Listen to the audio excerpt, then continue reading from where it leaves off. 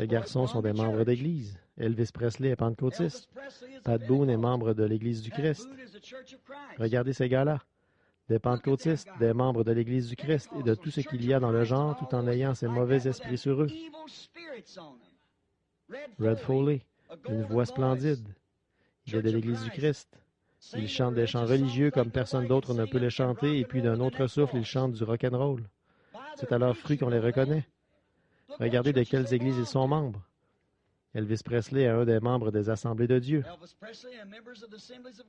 Voilà, c'est ce que chacun d'eux voulait, et Satan le leur a donné. Ne voyez-vous pas, mes amis, combien ne vous détachez pas de cette parole? Vous voyez, c'est un esprit qui vient sur vous. Et je dis à ces femmes, quand elles se donnent l'air sexy dans ces robes, qu'elles devront répondre devant Dieu d'avoir commis adultère.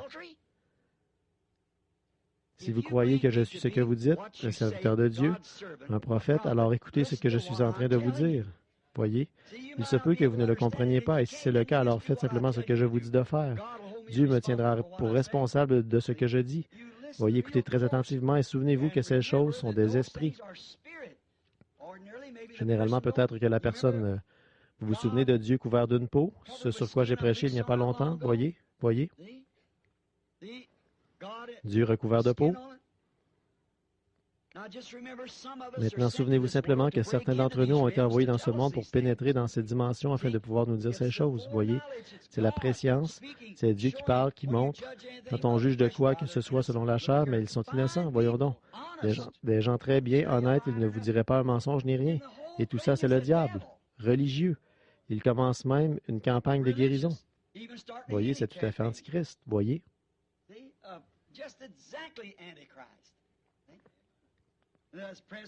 Il y a des presbytériens, tout ça. Vous voyez ces dénominations, comme elles font exactement la même chose. Tenez, ici à Londres, en Angleterre, dernièrement, ils ont eu un groupe de rock'n'roll qui a imité Christ et Judas et tout ça, et ils appelaient Christ Petit Père, et ils employaient tous ces mots qu'emploient ces jeunes écervelés. Voyez, les adolescents ont pris le contrôle du monde. Or, vous savez que la Bible prédit ça. Ingrats, irréligieux, insensibles, déloyaux, calomniateurs, rebelles à leurs parents. Voyez, les adolescents qui prennent le contrôle du monde, et ils l'ont fait. Je suis allé dans un endroit l'autre jour où ils faisaient marcher une espèce de vieux jukebox sale, toutes ces choses-là qui jouaient. Je n'ai même pas voulu y emmener ma famille. J'ai dit à la dame, combien coûtent ces disques? 10 cents chacun.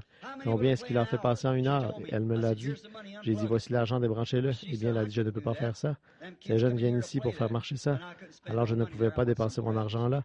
Je suis allé ailleurs, voyez. Eh bien, ce genre de choses-là, ça vous mettrait les nerfs en boule. Vous seriez obligé d'aller chercher un tas de tranquillisants à avaler après avoir entendu ces idioties-là. Ça irrite vraiment un chrétien, ça. Si vous aimez ce genre de choses, savez-vous ce qui ne va pas chez vous? Vous avez besoin d'être sauvé, parce que ce qui est en vous se nourrit de quelque chose d'autre que de la parole. Il se nourrit de... Vous ne pouvez pas imaginer Jésus en train de faire une chose pareille, n'est-ce pas? Pouvez-vous imaginer l'un des prophètes en train de faire une chose pareille? Ne voyez-vous pas, mes amis, tout ça, partout, c'est le diable. La Bible dit de quelle manière il viendrait sous la forme de la religion et qu'il ferait exactement comme le Christ. Voyez, mais le seul moyen d'arriver à reconnaître ce qu'il en est, ce n'est pas d'adhérer à cette église-ci ou d'adhérer à cette église-là, mais de vous en tenir à la parole. Il est la parole. Maintenant que le Seigneur vous bénisse chacun, nous allons tout de suite nous attaquer aux questions. Maintenant, pour environ 1h15, je n'arriverai pas à répondre à toutes ces questions. Il y en a des piles. Je pense que ce sont de bonnes questions. Elles sont très bonnes. J'en prendrai simplement une ici et là à mesure que j'avancerai.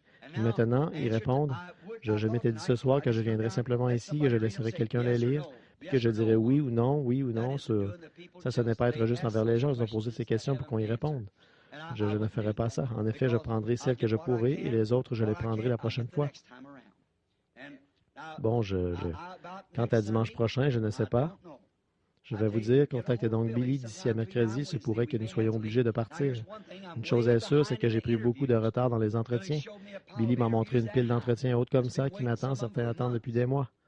Eh bien, pendant que je suis ici, je vais devoir me rattraper, avoir quelques entretiens, avoir quelques réunions, faire tout ce que je peux pour équilibrer un peu tout ça. Je vais prier cette semaine pendant mon absence, demander au Seigneur, que veux-tu que je fasse? Finir ceci ou prendre les entretiens? Si je prends les entretiens, alors je vais juste avoir, revenir à la maison le dimanche et avoir des entretiens l'un après l'autre quelque part, passer toute la journée en entretien. Sinon, eh bien, je devrais retarder les entretiens jusqu'à ce que je revienne. Sinon, alors je répondrai, Billy vous enverra une carte. Et je vais vous dire, c'est vraiment bien, ces chers enfants, pour vous montrer comme ils s'aiment, l'amour qu'ils ont les uns pour les autres. L'un va le dire à l'autre et l'autre va le dire. Billy n'en appelle qu'un dans une région qui s'étend sur une distance d'environ 150 000 et ils se communiquent la chose l'un à l'autre. Ils s'aiment, ils ne veulent rien manquer. C'est qu'ils veulent être ici à chaque minute pour voir ce qui se passe. En effet, si le Seigneur allait donner quelque chose, ils veulent être ici pour le recevoir et je les apprécie.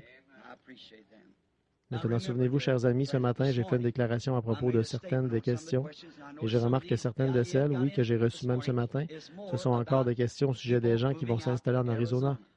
Voyez, je me suis dit que j'aurais avantage à rendre ça bien clair pour que vous compreniez. Maintenant, ne pensez pas que j'essaie de dire aux gens où ils peuvent habiter et ce qu'ils peuvent faire, et ce n'est pas ce que j'ai dit, mon cher frère. Il y a d'honnêtes personnes qui veulent aller s'installer en... Eh bien, tous ceux qui veulent déménager, j'en serais bien content, à condition que je sois là-bas, et pour autant que je sois là-bas.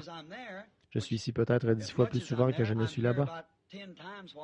D'ici à Noël, je serai là-bas environ 4 jours. Puis tout de suite après, je pars outre-mer. Je serai ici au tabernacle pour être 2 ou 3 semaines avant de partir outre-mer pour un réveil, comme je le fais généralement au printemps.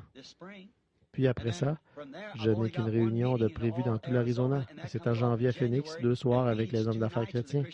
Voyez, si les gens qui sont là-bas, pourriez-vous arrêter cette bande?